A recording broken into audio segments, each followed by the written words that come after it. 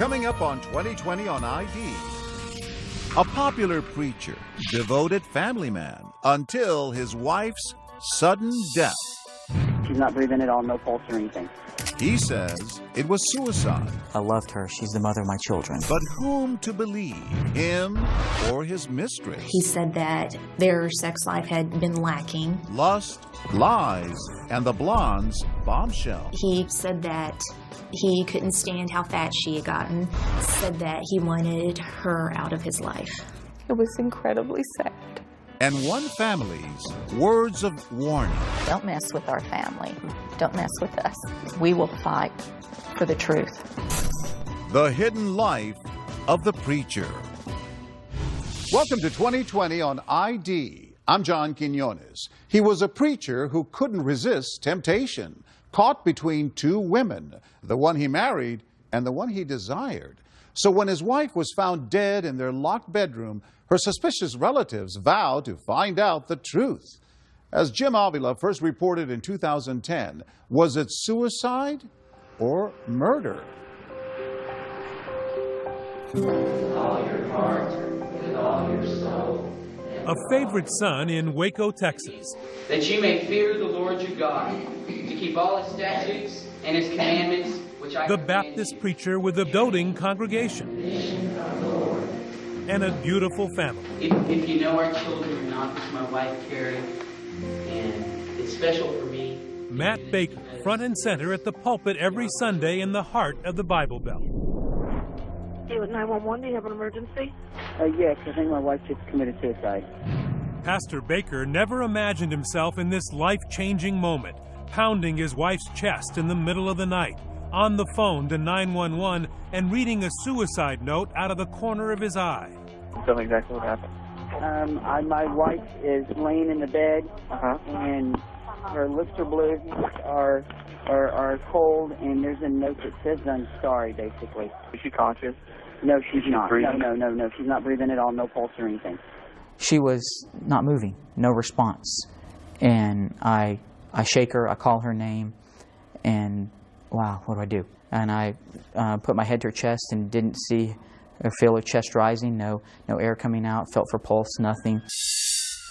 I get her dressed as I'm on the phone. And Did you see what happened to her? No, I do not know. The sweet life for Pastor Baker and his 31-year-old wife, Carrie, had come to a sudden stop. The college sweethearts who married within months of their first hellos, both educated at Baylor University, cornerstone of Baptist education, and raising a family bathed in piety and love. The perfect couple from day one. it was almost an immediate attraction. We liked each other, we fell in love with each other. Carrie's family thought it all happened too fast, but were reassured by their daughter that Matt was a good man, and being a preacher in Bible-thumping country certainly helped. It was a whirlwind romance. Carrie's mother, Linda Doolin. We tried to talk Carrie into waiting a little longer, and she really did not want to. So Carrie Baker's Aunt Nancy says the family went along with the rapid-fire romance. After all, she was marrying a Baptist minister. How good is that? Matt and Carrie's life together looked so promising until, without warning, on that spring night, the preacher's wife brought it all to an abrupt end, snuffing out the storybook romance, say authorities, with a couple of wine coolers and a bottle of sleeping pills. Oh, she's got foam or something coming out of her nose. Okay, someone's at the front door. I gotta go. Those moments stay in your mind. You can't get them out. A loving husband with big blue eyes and a prominent position. Carrie had it all, including a rewarding career of her own. Wow! As a devoted mother and elementary school teacher. She was always the bubbly little blonde. Cheerleader, mascot in high school, loved athletics, loved life. People were drawn to Carrie, always. So why would a perfectly healthy mother of two leave a typed, unsigned suicide note professing love for her children, her parents, and her husband, say she is sorry, and then take her own life? She didn't come at me and say, "Matt, I'm going to kill myself." But Matt says there were clues that his beautiful wife was in a downward spiral. It began, he says, with one monumental tragedy. I love you. The loss of their second daughter, a little girl who lit up their world. Her name was Cassidy, and she struggled mightily for life. Struck by a brain tumor at a year old, taken from her parents just 4 months later. And everyone agrees her death drove her mother, Carrie, to bouts of terrible grief. I didn't think she was depressed. I thought it was just a deep sadness. She had a hole in her heart. It was horrible. She made it through her faith. Her faith was a very big part. But Matt says Carrie never really made it entirely through the grief and says her treasured leather-bound Bible, a gift from Matt, is filled with clues to how deep the sadness was. In the margins around some of her favorite scriptures, evidence, says Matt, that Carrie was hiding dark thoughts of ending her earthly life in favor of a heavenly one with the daughter she lost 7 years before. There's one in 2 Samuel where David loses his firstborn child, and she writes on the bottom, Cassidy, I will go to her. Now, what does this tell you? She could never let go of Cassidy. It was such a strong hold on her. Carrie did go to a grief counselor for a year. Matt claims she began seeing a therapist again the week of her death, and to a doctor complaining of stress and anxiety. Matt says her once close relationship with their 2 daughters suffered as Carrie, he says, pulled away. There was constantly that in her voice and in her prayers and in our conversations that, what if? I lost one, what if we lose another one? I can't handle that. The night she died, Matt told investigators about Carrie's depression. They quickly decided that suicide made sense. But almost immediately, some of those closest to Carrie, like her cousin Lindsay Pick, who showed up at the Baker house in her pajamas while police were still on the scene, could not comprehend how the doting mom could leave her kids. They believed suicide was not in Carrie's character. She had other children, including a daughter born just a year and a half after Cassidy died. She would have never, ever left her children. And with that, the women who knew Carrie best, her cousin and aunts, decided they would not accept that suicide ruling. This just came out of nowhere. There's no way Carrie would have done this. We knew she did not take her own life. Don't mess with our family. Don't mess with us. We will fight for the truth. Her family decided they would fight by launching their own investigation, hiring experts, and pushing so hard, friends began to call them the Charlie's Angels of Waco, Texas. Linda finally said, I need my angels over here so we can talk. When we return, Charlie's Angels get the results the police had not even thought to look for. When was the aha moment for you? When I saw the phone calls to Vanessa Bowles. The Avenging Angels uncover the other woman and the secret life of Waco's Golden Boy minister. We'll be right back.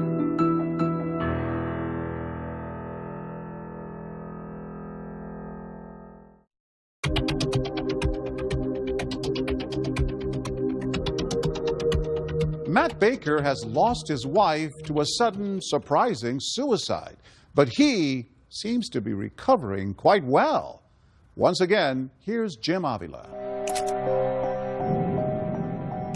These photos were taken just 2 weeks after Carrie Baker was buried. It's Matt and Carrie's oldest daughter's 10th birthday, and celebrating it right beside Matt is the new woman in his life. That's him with his arm around her in this picture. Carrie's family says within days, Matt had replaced Carrie with Vanessa Bowles. So I just decided to just go over there and knock on the door. Carrie's cousin Lindsay and her sister Andy surprised Matt with a visit one day in the weeks after her death. We noticed there weren't any pictures of Carrie up in the house at all. The only picture we saw in the house was of Vanessa and the girls on the refrigerator. But Carrie's mother Linda just wanted everyone to let it go and grieve. But then a revelation comes in the mail. A simple cell phone bill changes everything. What jumps off the page to Linda Doolin is that Carrie is dead, but her cell phone lives on. It's in the hands of a new woman, and Matt is on the phone with her constantly. Matt had given Carrie's cell phone to someone, and I immediately figured out it was Vanessa Bowles because her number was on there. And what that told me was something wasn't right. Matt's story wasn't right. We're here to help Matthew Baker today. So while Matt Baker was receiving the sympathy of his community, the innocent victim of now 2 tragedies, an infant daughter who died in her crib after a serious illness, and his wife who committed suicide, the Charlie's Angels are building a case that this preacher is not the innocent most people thought him to be. Exhibit A, this woman, once a classmate of Matt Baker. I was afraid of him. I was angry with him. He took away my young adulthood. Carrie's relatives tracked down Laura Wilson, who had filed a complaint against Matt when she was a freshman in the early 1990s. Both worked in the athletic department as trainers, where she says Matt sexually assaulted her.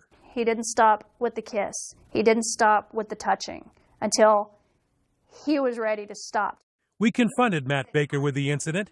He remembers it as the total fantasy of an hysterical co-ed. All I can tell you is when she left the facility, was in tears, but nothing that I did. 2020 was able to document several other complaints against Matt Baker, from a female custodian at the First Baptist Church of Waco, who says he grabbed her sexually, and a teenage girl at the same church complained that Matt made improper sexual advances. At his next job at the YMCA in Waco, where he supervised the day camp, Matt was fired after 4 young women complained to management of improper sexual conduct. Can there be things that have been said that misconstrued? Possible. But never once did I solicit sex from them. And now the Charlie's Angels say that Matt's double life was the motive behind what they believe is not a suicide, but Carrie's murder. You know, he had a girlfriend. Carrie was in his way. I wasn't interested in dating. I don't think there was ever an interest in that because I was happily married. I'm married. That's what I believe. I don't believe in adultery. I don't believe in divorce. He never loved Carrie. I don't believe he's capable of love. Do you think Carrie figured that out near the end? Yes, I do. Carrie told me they were having problems. And that makes me really sad. Because my child never knew what it was to be loved by her husband. Carrie's family is on Matt's tail. Just a month after she is buried, they watch as Matt replaces Carrie with Vanessa more and more publicly. And he took her to Kinsey or Gracie's graduation up at this elementary school. Well, looking for engagement rings. The Charlie's Angels investigation turns up more stunning evidence. Carrie's therapist comes forward to reveal that Matt's wife suspected he was having an affair, and she feared he was out to get rid of her. Carrie had shared with her that she was afraid that Matt might possibly try to kill her, and that she'd also found some crushed pills in Matt's briefcase. You know those words are probably going to hurt you. Which words? Words from a counselor saying, Carrie told me she was afraid her husband was going to kill her. Well, I guess if the counselor believed that, why would she not have done more? The tiny Hewitt Police Department, which handles one murder every 8 years, had none of this information before walking away from the crime scene that night, believing suicide. And when Linda Doolin tried to give it to the Hewitt police chief in person, she says he had no interest and rudely turned her away. He said, if you are here to hash over the same old thing, you are wasting your time. The family was highly critical of the Hewitt Police Department's investigation. One lone detective took just a handful of crime scene pictures. CSI techs were not called to the scene. Virtually no evidence was collected. No blood was taken from Carrie to see if and how many drugs were in her system. The justice of the peace, who didn't even bother to get out of bed, made the suicide ruling over the phone without an autopsy. So Charlie's Angels hired their own investigators, who find more critical evidence on Matt's computers. Tracking websites, they find the preacher was looking up information on sleeping pill poisoning. I did research to see, can you overdose? Is that even a possibility that I need to worry about? My wife overdosing on sleeping pills. Matt Baker's attorney concedes all the swirling stories and circumstantial evidence add up to an uphill fight for his client. And I know that you can be convicted without any specific proof.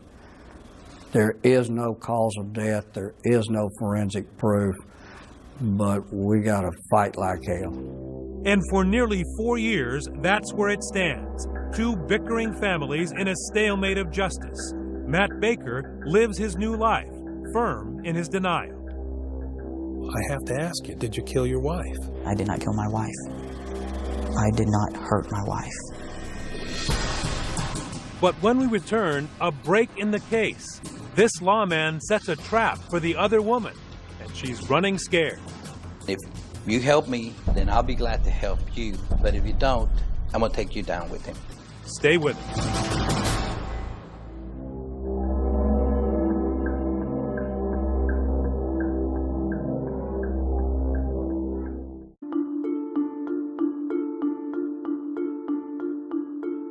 It's almost 2 years since Carrie Baker disappeared from this idyllic picture.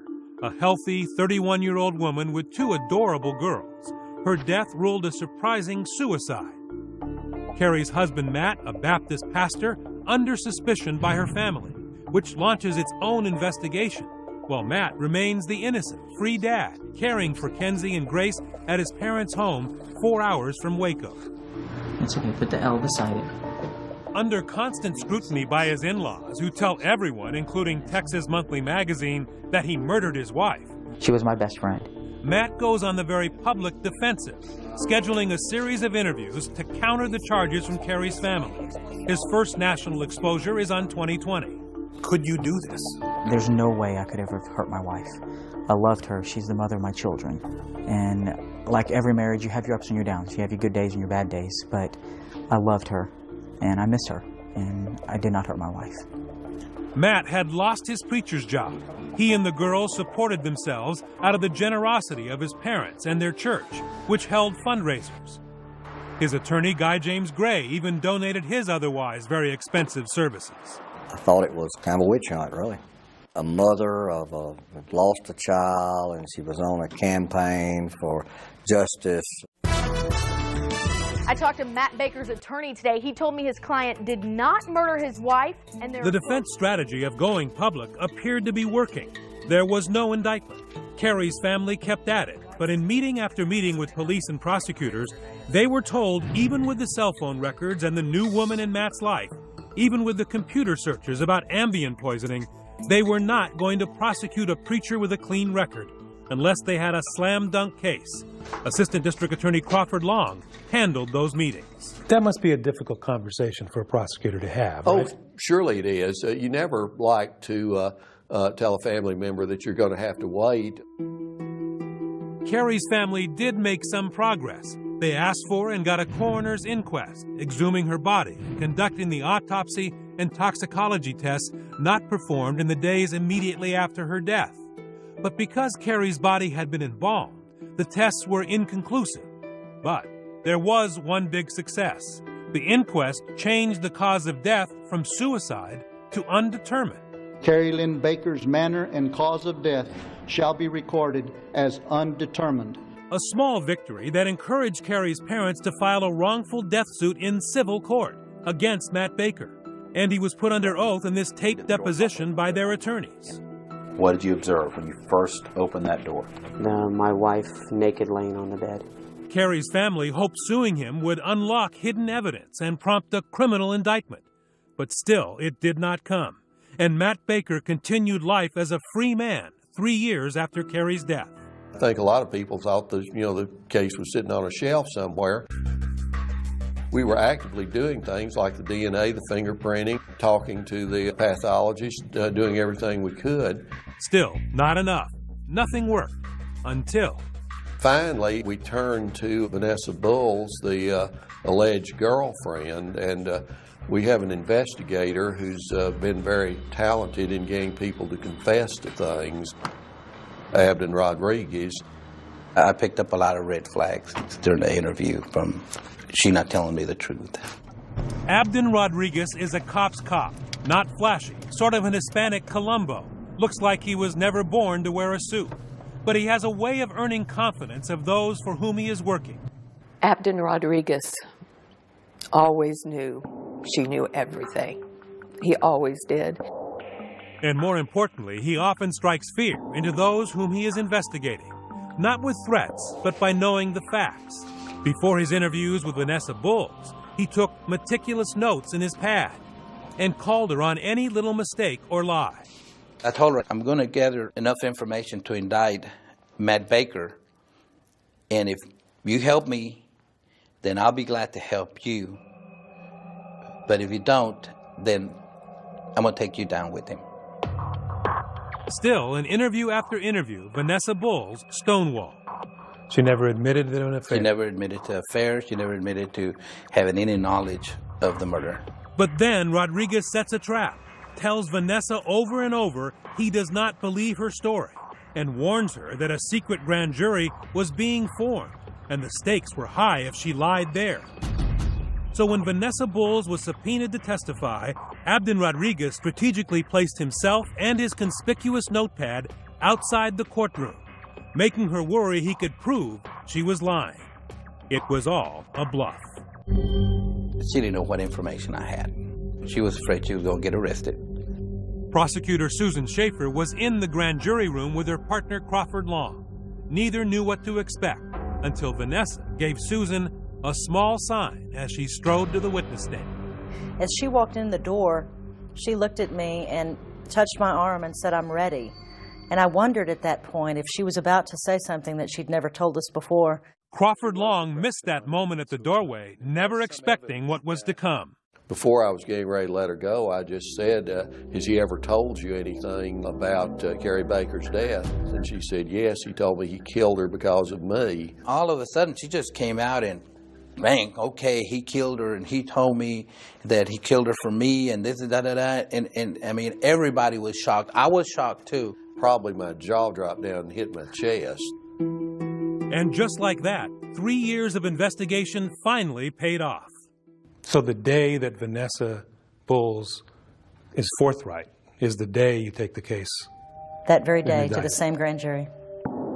Within hours, Linda Doolin is notified by the district attorney's office that Charlie's Angels have gotten their wish. She said, "Linda, as we speak right now, they are indicting Matt Baker." And I said, "Oh gosh, oh my gosh." Even now, it just overwhelms me. The Golden Boy preacher is under arrest, betrayed by his new girlfriend. But wait till you hear what she says in court. He said, "Will you really date your pastor?" And I didn't say anything. I just kind of looked at him. He said, "Well," he said, "I've had a vasectomy, so I can't get you pregnant. Also, I don't have any STDs." Vanessa Bowles takes the stand, and we take you there for her shocking testimony when we come back.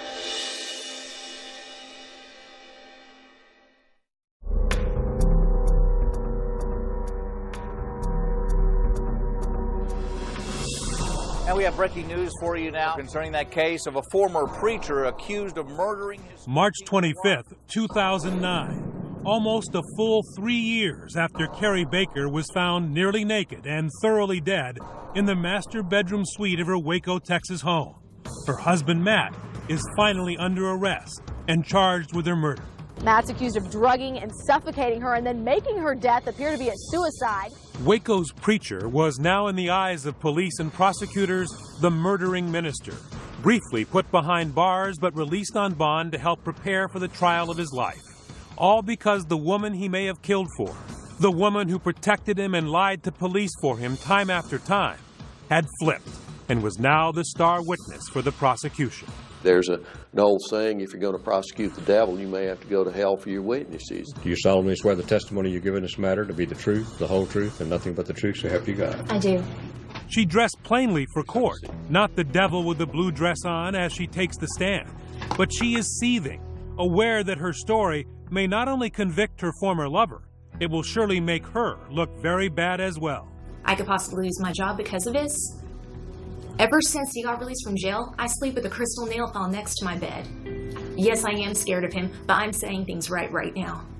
Vanessa Bowles, a 24-year-old striking blonde single mom, 7 years younger and importantly enough to Matt Baker, she says, perhaps 80 pounds lighter than his wife.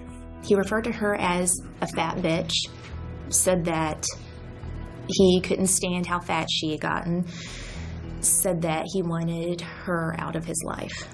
Vanessa and Matt started their affair about 2 months before Carrie died.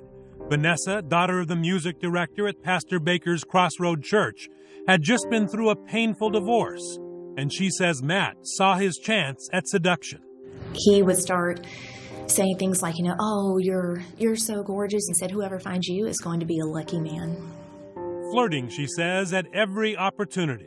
He came by and was kind of smiling. He said, oh, don't date other guys, just date your pastor. After that, there was some kind of church potluck. I was outside getting some food, and he started walking down the hallway, and he kind of motioned for me to walk down that way. He said, will you really date your pastor?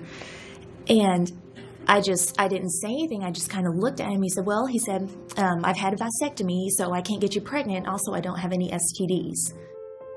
The hook was set for the pastor with a roving eye, and he pulled her in with a smooth combination of sympathy and compatibility, constantly bringing up the death of his daughter Cassidy and complaining that since then, the love had gone out of his marriage. He said that their sex life had been lacking, that he no longer felt love from her anymore. Then, one Friday in March, Matt's day off with Carrie at work, Vanessa says he convinced her to come to the house for some in-person counseling. He asked if he could hold my hands to pray, and he did. Then afterwards, he started to kiss me. Where did things progress from there? Then he just took my hand and led me to the bedroom. They had sex in the marital bed, the same place Carrie would die just a month later. That was the point in my life I wasn't thinking straight. So are you trying to make excuses now for the decisions that you made then? Absolutely not. I own everything. Vanessa does say she could not believe she had become the other woman and felt terrible. But she says Matt Baker, her preacher, was right there to console her with these telling words. He started saying, it's okay, don't feel bad, just ask God to forgive you, it's okay. And he said, in reality, he said, I don't think God believes that anyone can just be with one person the rest of their lives. And very quickly, says Matt's new paramour, he began openly plotting Carrie's death, planning, she says, to hide behind her alleged depression and fake a suicide attempt. He said that she took sleeping pills every night, so maybe he could make it look like she overdosed on sleeping pills. He talked initially about maybe putting something in a milkshake. Okay. Did he talk about any other ideas he had? Mm-hmm. He talked about making it look like she had hung herself, maybe having her hanging somewhere. He talked about tampering with the brakes of her car. He had talked about maybe doing a drive-by shooting. Chilling testimony, and very hard for Carrie Baker's mother, who was right there sitting through it all, flinching from the matter-of-fact details about plotting her daughter's death, and yet silently rooting Vanessa on. What I saw from Vanessa's testimony was a man who was much more evil than even I believed he was. And the worst was still to come. Vanessa Bowles says Matt told her he tried the milkshake idea, but the Ambien he put in her drink had a strong taste. He sent an email and said she did not drink the drink. He said she took a sip of it and said that it tasted like lead. And so then he said he took a drink and said, oh, well, the ice cream must have been bad. Shockingly, Matt Baker, she says, then told her he was not finished. He was determined to kill his wife, and his mistress knew all about it beforehand. So you were somewhat implicit in all of this. For keeping my mouth shut and not doing the right thing, yes, I was. And then Vanessa Bowles, the other woman, took Carrie's mother Linda, the jury, and the courthouse right into the crime scene. Kids sleeping in their room, mom and dad down the hall behind closed doors. What did he tell you happened that night? He said earlier that day he had gotten big horse pills, which were sex stimulus pills. He said they were capsules that you could open. He told me he put a load of Ambien in there that he crushed up. He said he bought some handcuffs and some other toys like that. He said he handcuffed her to the bed, started kissing her and touching her all over until she fell asleep. He said he kissed her on the forehead and either said, give Cassidy a hug for me or give Cassidy a kiss for me. Then he said he got the pillow and put it over her face. He said that he thought she was dead.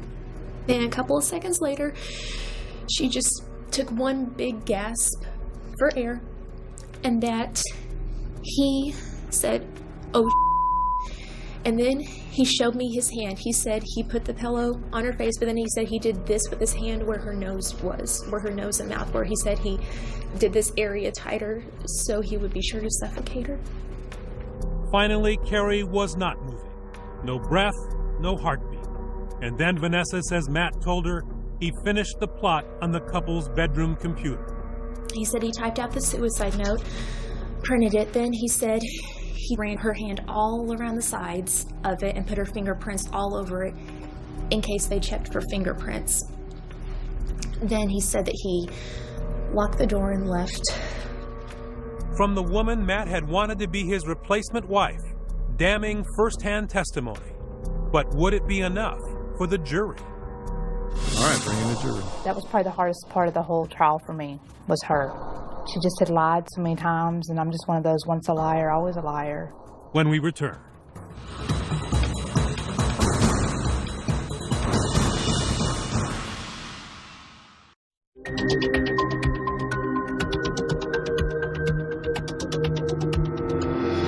Matt Baker is on trial for the murder of his wife, Carrie. The other woman in his life has already testified he plotted her death.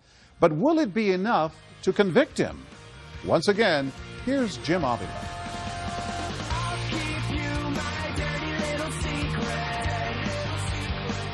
"2020 didn't choose this music, Matt did. This 2005 hit song is literally the soundtrack to Matt Baker's hidden affair with Vanessa Bowles. It's titled Dirty Little Secret. And Matt's mistress testified that's what she became. He sent me song lyrics, "I'll keep you my dirty little secret, don't tell anyone or you'll be just another regret." Matt's replacement woman, Vanessa, says she didn't realize how dirty and how dangerous a secret she was keeping until the morning after Carrie's death. I was shocked because I think a part of me thought that maybe he wouldn't go through with it. We got in the car and we went to the Doolins to offer our condolences. And as we left, he was taking his daughter Grace outside, and as we drove by, I looked out the backseat and waved, and he winked at me. Matt and Vanessa's love affair was now off to the races, say prosecutors. They went shopping for engagement rings. Called to the stand, K jewelry store clerk Heather Sigler. She tried on about 4 or 5 rings, asked his opinion. He was asking someone behind the jewelry counter about a trade-in and how much he could possibly get a discount on another ring. But the affair soon came to an end when Vanessa had second thoughts about both Matt and the cover-up. She broke up with him on the phone. I told him I never want to see you again, and he became irate. He started saying, "I killed my wife for you, and now you're leaving." As much as Vanessa's testimony sounded like a slam dunk for prosecutors, the jury told 2020 what this school teacher with a dirty little secret feared would happen did. She was despicable and hard to believe. Foreperson Kim Wohlert. I had a hard time believing Vanessa Bowles. But there's independent evidence to back up Vanessa's story. First, her account about Matt Baker's attempt on his wife's life with the poison milkshake. It was corroborated by an email the preacher sent her. Oh, well, the ice cream must have been bad. The email from Matt says he'll put more chocolate in it next time. How would she know that Carrie liked chocolate milkshakes if he hadn't told her? What she said was kind of proven by the emails. The jury says Matt's own voice helped them make their decision. Do I need to go unlock the front door? We couldn't hear any change of inflection when he was doing CPR. I need to get a hold of her parents. And since then, I've actually tried to do CPR and such and talk at the same time, and I can't do it without you hearing it in my voice. In that period of time when he should have been doing the CPR, 197-pound woman and dead weight, and he was dressing her, it just didn't seem possible. The jury deliberated long into the night. And it will rise.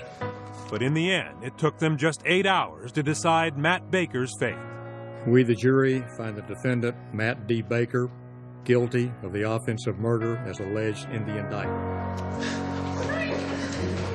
The sentence, 65 years in prison, a verdict and future that seemed to stun Matt Baker. I truly believe in my innocence. I believe the jury made a mistake in this. That's all the minister who told his story in magazines and on television ever said to the jury. He never took the stand. Matt, any comment on the verdict? Anything to say, Matt? But now, Pastor Baker regrets his silence and sat down with 2020 after the guilty verdict to admit he made two big mistakes, cheating on his wife and lying about it. I'm coming clean on the lying about Vanessa. I made a mistake. I'm human. I was having a tough spot in my marriage, and I took the chicken way out.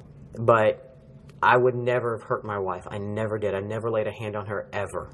But here you are in prison, and that lie may be the reason why you're and here. It might be. Because after that, the jury didn't believe you. And your own attorney stood up there and said, you're a bad guy. I'm not particularly proud of Matt Baker. He's in this spot because he kept lying, trying to stay away from being a preacher who had an affair. You told your attorney you had no affair with Vanessa Bowles. Why? I think that was my protecting of my kids. That was what I was telling myself, that was a way to keep my kids safe. And it was wrong. But they knew about Vanessa Bowles. Vanessa Bowles wouldn't be a surprise to them. It would have been that we had any relationship. Because to them, there was no relationship. If that makes sense. You convinced a very skeptical, cynical attorney and a couple cynical reporters that there was no affair. How is it that a minister was so good at lying? See, I didn't see myself good at lying. When I watched what I did watch, I could tell I wasn't telling the truth on that. I saw it in my own face. Didn't it come easy for you? No, not at all. And sometimes he wasn't that good at it. His credibility seriously strained in this exchange about shopping for those wedding rings 2 weeks after Carrie's death. Well, and I will say this. We never looked for engagement rings. She didn't try on engagement rings? I never saw her try on engagement rings. And I'm there looking for earrings for Grace. That story's complete bogus. I read about that in the Waco Tribune Herald. We never went there for earrings. So you observed Matt with this blonde woman trying on rings, right? So do you think Vanessa and the jewelry store shop person got together to concoct this story? No, if she was trying on rings, I don't know. I'm looking for earrings for my daughter, so. Vanessa Bowles. What does Matt Baker think of her now? Here she is, someone who you thought was very special to you. Could have been. And in your mind, she must have been betraying you. I don't know if I honestly felt it was betrayal. That wasn't in my mind because it wasn't like we had a deal or anything like that. But when you're sitting there and you're watching her attack the very heart of your defense, right, rather effectively, what are you thinking? I'm thinking, which story do you believe? The one she tells the police, the one she tells the private investigator? Every story was different. He was a complete, and still is, a manipulative liar who took me, my vulnerable state, and made me believe everything he said. What's her motive, Matt? What does she have to gain by lying? I do believe that she was threatened. I do believe that she was presented with, if you don't testify against Matt Baker, that we'll arrest you for conspiracy for murder and prosecute you. And she was fearful of that. She was young enough and immature enough and scared enough that that's what she decided to do. And the DA gave her just enough information to make up a story. Matt Baker is hoping to find a new attorney to appeal his case on the grounds that Guy James Gray gave up on him after discovering the pastor lied about the affair. It is true Gray barely spoke to Matt during the trial and told 2020 afterwards that while he thinks Vanessa's a liar too, he had no real gripe with the jury's guilty verdict. Are you at peace with the verdict? I'm at peace with it. There is pretty substantial circumstantial evidence that he killed her. With Matt Baker in prison, his two daughters, Kenzie and Grace, are now virtual orphans, living with their paternal grandparents and traveling once a month back to Waco to visit Carrie's parents. In their combined 24 years, these children have suffered the death of a sister and what they were told was the suicide and abandonment by their mother. And finally, the awful realization that their beloved father has been convicted of her murder. A custody battle is already underway between the grandparents. The most tragic victims, Those sweet, sweet babies. You took their mother and then you fed them lies, Matt. You fed them lies and then you erased her from their lives. It was not a good day for the minister. He'd been found guilty of killing his wife, sentenced to 65 years in prison, and then had to sit there and listen to his mother-in-law let him have it. I'm talking to you, Matt, today, okay? You haven't looked at me in almost 4 years. Can you look at me today? For a little while, okay? Why was it so important to you that you say to him, look at me? He has never made eye contact with me since Carrie died. He's never looked at me. I think he knew I could see through him. And I wanted him to see me. And when I did, I don't know why, but I felt pity for him. I saw fear. Linda Doolin had been waiting 4 years to deliver this emotional message to her son-in-law, and it was powerful. We were so blessed to have Carrie in our lives for 31 years. And how she loved us. And Matt, she loved you. But more than anything, she loved her girls. Her love for Kinsey, Cassidy, and Grace was engraved on her soul. On her soul. And then you took her from us, Matt. You discarded her like she was yesterday's trash. You murdered the mother of your children, and I still can't wrap my head or my heart around this. And with that, the mother of the murdered Carrie Baker, the bubbly cheerleader who loved children so much, she not only raised her own, she taught others at the local schoolhouse, promised her daughter she would raise Kenzie and Grace not in hate, but in love. And as hard as it was for anyone in that courtroom to believe, in forgiveness. But thank goodness this journey doesn't end here.